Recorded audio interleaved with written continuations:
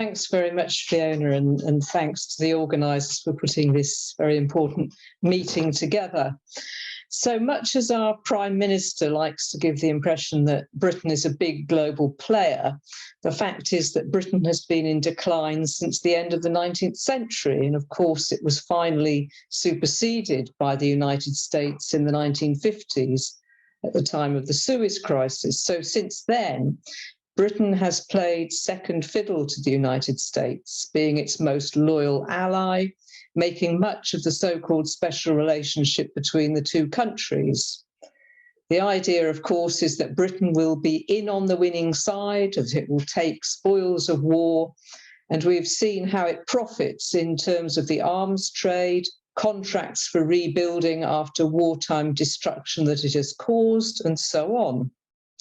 And it also works to support the US and back its interests. In the old days, when Britain was in the European Union, people used to describe Britain as America's Trojan horse in Europe. Whether the US views the relationship as particularly special is another question altogether, of course. All the fantastic economic deals with the US that were supposed to be happening after Brexit have been a long time coming. But the fact that Britain is very much a secondary player to the US does not mean that it is not still a wealthy country with a significant military. It is also very dangerous in its own right, playing an extremely negative and brutal role in global politics. We've seen this either directly or indirectly with regard to the Iraq War, to Palestine, to Yemen, to countless other conflicts, not to mention economic exploitation, mistreatment of migrants and refugees, and other crimes. We are also now seeing Britain playing an active role in supporting the US in its recent ideological and military initiatives. Britain was pretty much the first state to fully embrace the US's new authoritarianism versus the great democracies defending liberty narrative. We saw this very clearly at the beginning of last year, when the British government published its so-called integrated review of security, defence, development and foreign policy. The review projects and promotes a post-Brexit global Britain that is on the offensive, projecting force globally. Indeed, it has been summarised as an attack document.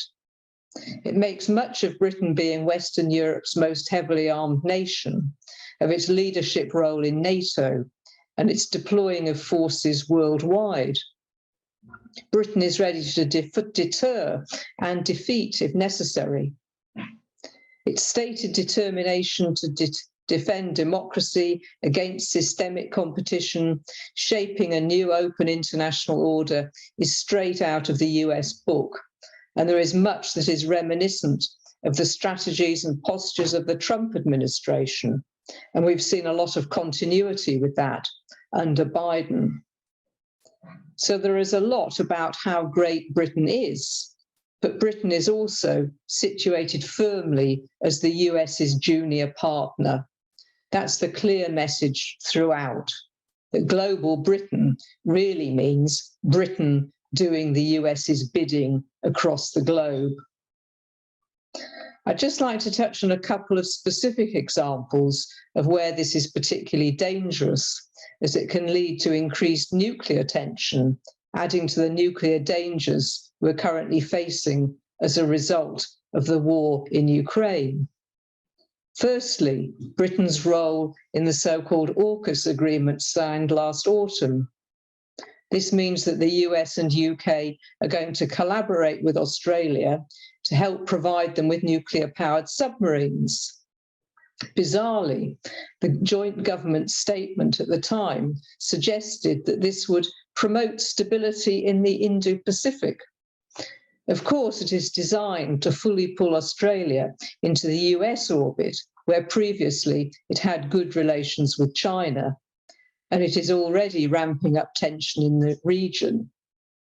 This risks nuclear proliferation and will also give Australia greater military capacity in the region. Nuclear-powered submarines can go much further afield than the diesel subs that they used to have, because nuclear subs, nuclear-powered subs, do not have to be refueled. Talk of British use of Australian military facilities is also under discussion.